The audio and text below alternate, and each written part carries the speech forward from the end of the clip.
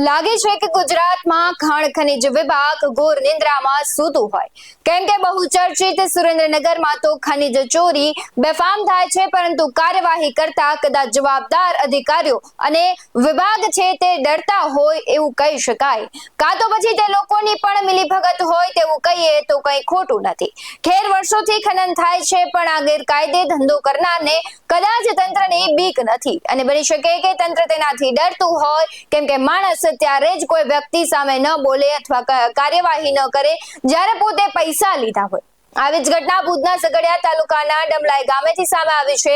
બિનઅધિકૃત રીતે ખનિજ ખનન થતા ભરૂચના સાંસદ અને માજી ધારાસભ્યએ જનતા રેડ કરી હતી, પણ થયું એવું કંઈક કે કરવા ગયા બીજું ને થઈ ગયું કંઈક બીજું।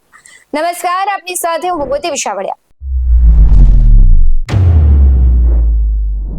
માજી ધારાસભ્ય મહેશ વસાવા દ્વારા તાલુકાના દમલાઈ ગામે રાજપારડી નજીકના કેટલાક ભૂમાફિયાઓ દ્વારા ગેરકાયદેસર રીતે ગોચરની જમીનમાંથી સિલિકા ખનીજનું ખનન કરવામાં આવતું હોવાનું સોશિયલ મીડિયામાં માધ્યમથી જે સાંસદ મનસુખ વસાવા છે અને પ્રાંત અધિકારીને તથા જિલ્લા કલેક્ટરને પત્ર લખી જાણ કરાઈ હતી, પરંતુ જવાબદાર અધિકારીઓ દ્વારા ડમલાઈ ગામના બિનઅધિકૃત ખનન બાબતે કોઈ કાર્યવાહી કરવામાં ન આવતા આખરે ભરૂચના સાંસદ મનસુખ વસાવા, માજી ધારાસભ્ય મહેશ વસાવા તથા ગ્રામજનો દ્વારા ડમલાઈ ખાતે બિનઅધિકૃત ખનનવાળા સ્થળે જતા અને જનતા રેડ કરવામાં આવી હતી, જેમાં ખૂબ મોટા પાયે ખનીજનું ખનન કરી સિલિકાની ચોરી થયાનું માલુમ પડ્યું। આ બાબતે સાંસદ મનસુખ વસાવાએ જણાવ્યું છે કે ડમલાઈ ગામના બિનઅધિકૃત ખનન બાબતે અમને ખોટા પાડવાના પ્રયત્ન થઈ રહ્યા છે।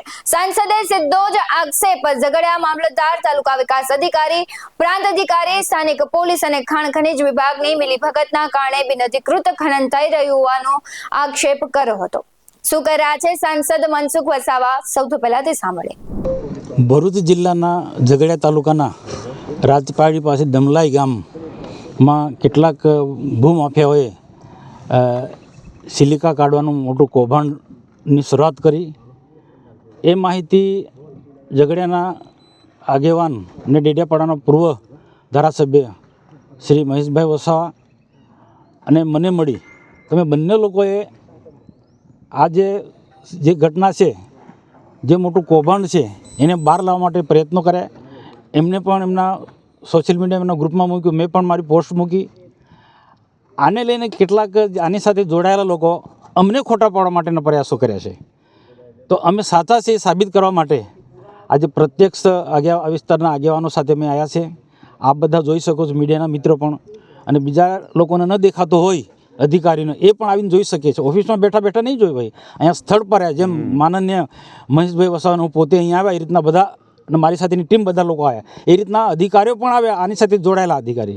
અને મારો હજુ પણ સ્પષ્ટ આક્ષેપ છે, મારા ગ્રુપમાં તો મેં વાત મૂકી જ છે, મારો સ્પષ્ટ આક્ષેપ છે આ જે પ્રકારે જે આ ખનિજ ચોરી થાય છે એમાં પ્રથમ જવાબદાર એ વિસ્તારની પંચાયત જવાબદાર છે, બીજા વિસ્તાર એના મામલતદાર જવાબદાર છે, ટીડીઓ જવાબદાર છે, પ્રાંત અધિકારી જવાબદાર અને પોલીસ પણ જવાબદાર છે। આ બધા જ લોકોની મિલીભગતથી આ પ્રકારની ભૂમાફિયાઓ આ પ્રકારની સિલિકાનું મોટું કૌભાંડ, કરોડો રૂપિયાનું ગેરકાયદેસર કાયદેસર ધંધો કરતા હોય એમને કોઈ વાંધો નથી, રોજગારી મેળવતા હોય એની સાથે કોઈ વાંધો નથી, પણ સ્થાનિક લોકોને રોજગારી મળી જોઈએ।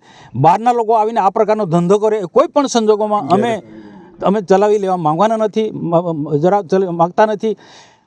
કોઈને રોજગારી મળે એના માટે અમે સામેથી ખુશી આનંદની લાગણી અનુભવીને સપોર્ટ કરીએ છીએ, પરંતુ ખોટું નહીં કરવું જોઈએ। અને કેટલાક જનતાને પણ મારી અપીલ છે કે કેટલાક આ ભૂમાફિયા અમારા વિરુદ્ધમાં ગેરમાર્ગે લોકોને ઉશ્કેરી રહ્યા છે, અમારા ઉપર ક્યાંક બની શકે તો હુમલા પણ કરવાના પ્રયાસો કરે। આજે મને ફોન આવ્યા કે ત્યાં ના જશો ને વાતાવરણ ઢોળાય છે, ગંભીર વાતાવરણ, કંઈ વાંધો નહીં, અમે સત્યની લડાઈ લડી છે ને સત્ય માટે લડે છે। મહેશભાઈ પણ ડેડિયાપાડામાં વર્ષોથી ધારાસભ્ય તરીકે આ સત્યની લડાઈ લડ્યા છે, એમના પિતાશ્રી છોટુભાઈના માર્ગે લડાઈ લડી રહ્યા છે। ત્યારે આમ જનતાને પણ મારી વિનંતી છે કે અમે સાચી લડાઈ લડી છે, આદિવાસીના હક અને અધિકાર માટેની લડાઈ લડી રહ્યા છે। આદિવાસીનો હક અને અધિકાર પંચાયત તો એકલો નથી, એના આમ પ્રજા આખા ગામને લોકોનો આ જે ચાલે છે કૌભાંડ, એ ગામના લોકોને રોજગારી મળે એના નિયમ પ્રમાણે એમને કોઈ વાંધો નથી, પરંતુ આજે કેટલાક ભૂમાફિયાઓ, રેત માફિયાઓ, સિલિકા માફિયાઓ, આ સિલિકા માફિયા રાજપાડીઓ જો ક્યાં ક્યાં ઠેર ઠેર કોન્ટ્રાક્ટર એજન્સીઓ ઠોકી બેસાડી છે એ બધા લીગલી નથી. સરકારની જે કેટલાક નિયમો છે, પોલિસી છે, એનો વિરુદ્ધ જઈને આ બધું ઠેર ઠેર સિલિકા કૌભાંડ કરી રહ્યા છે. નાના હશે કે પછી મોટા લક્ષો હશે, મોટા લોકોની મોટી વગ હશે, પરંતુ અહીંના લોકો જાગૃત થયા છે. ગમે એટલી વગવાળા હશે, ગમે એટલા પૈસાદાર હશે, પણ અમારા આગળ આ લોકો ટકી નથી શકવાના. અમે આ ફક્ત દમલાઈ ગામ પૂરતું નથી, અમારી લડાઈ ગામે ગામ જ્યાં આ રીતના ગેરકાયદેસર રીતના ખાણ ખનીજમાં ચોરી થતી હશે, રેતી કૌભાંડમાં ચોરી થતી હશે કે સિલિકાનું કૌભાંડ થતું હશે ગેરકાયદેસર, તે બધા ગામોમાં જઈશું અને જનતાને જાગૃત કરીશું અને ગેરમાર્ગે દોરાશે એમને કહીશું ભાઈ આ લડાઈ તમારા સ્થાનિક લોકો માટે છે, સ્થાનિક ગામના આદિવાસી યુવાનો માટે લડાઈ છે અને તમે આ ધંધો તમે કરો, બીજાને સપોર્ટ ના કરો. અને એક બે કદા ભણેલા ગણેલા યુવાન કોઈક લાલચમાં આવીને આવા લોકોને સપોર્ટ કરે એ વ્યાજબી નથી. તો આવનારા દિવસોની અંદર અમે વહીવટીતંત્રનું પણ ધ્યાન દોર્યું છે અને જો હજુ પણ ધ્યાન દોરવાના છે. હું મહેશભાઈ સાથે જઈને કલેક્ટરને રજૂઆત કરીશું. આની તપાસ થવી જોઈએ. એમાં પંચાયતના પણ જવાબદાર લોકો છે, એમાં સરપંચ હશે, તલાટી હશે, મામલતદાર પણ જવાબદાર છે, પોલીસ પણ તેટલી જવાબદાર, ટીડીઓ પણ તેટલો જવાબદાર અને પ્રાંત અધિકારી પણ તેટલો જવાબદાર છે. આજે જો મહેશભાઈ પોસ્ટ મૂકી, મેં પોસ્ટ મૂકી, આ ખાલી પોલીસ બંદોબસ્ત એકલા આવ્યા છે અમને બીવડાવવા માટે, પણ અધિકારી જેમની ખરેખર જેમની જવાબદારી છે, ખાણ ખનીજથી માંડીને બધા જ લોકો, મામલતદાર કે પ્રાંત કે જે હશે એ બધા લોકો અહીંયા આવવું જોઈતું હતું. અને આ સ્થળ પર અમે બતાવતા એમને કદાચ આંધળા લોકો એમને પાટા બાંધેલા છે, પ્રાંતના અધિકારીને પાટા બાંધેલા છે, મામલતદારને પાટા બાંધેલા છે, ખાણ ખનીજના અધિકારીને પાટા બાંધેલા છે, કે પોલીસના અધિકારી જે નિયમને હપ્તા લે છે એમને પાટા બાંધેલા હશે. અને સરપંચના અહીંયા આવતા તે અમને જે પડકાર ફેંક્યો છે એમને બતાવતા સરપંચને પણ જો વિનંતી કરું છું તમે જાતે જનતા રેડ પરથી કહી શકાય કે તંત્ર અને અધિકારીઓએ આંખોએ પાટા બાંધેલા છે, તેમાં જે પોલીસ હપ્તા લઈને બેઠી છે તેવા અનેક પ્રશ્નો ઉઠ્યા છે. બિનઅધિકૃત ખનન થયું છે તે જવાબદારોને દેખાતું નથી. જે કોઈ ભ્રષ્ટાચારીઓમાં સામેલ છે તેમને ખુલ્લા પાડવા જોઈએ. મામલતદાર, પ્રાંત અધિકારી, ખાણ ખનીજ વિભાગ અને પોલીસોને ભૂમાફિયાઓના હાથે તેમને ખુલ્લા પાડવા જોઈએ. મામલતદાર, પ્રાંત અધિકારી, ખાણ ખનીજ વિભાગ અને પોલીસ ભૂમાફિયાઓના હાથે ફૂટી ગયા છે તેવો આક્ષેપ થઈ રહ્યા છે. ત્યારે જોવું રહ્યું કે હવે શું કાર્યવાહી થાય છે.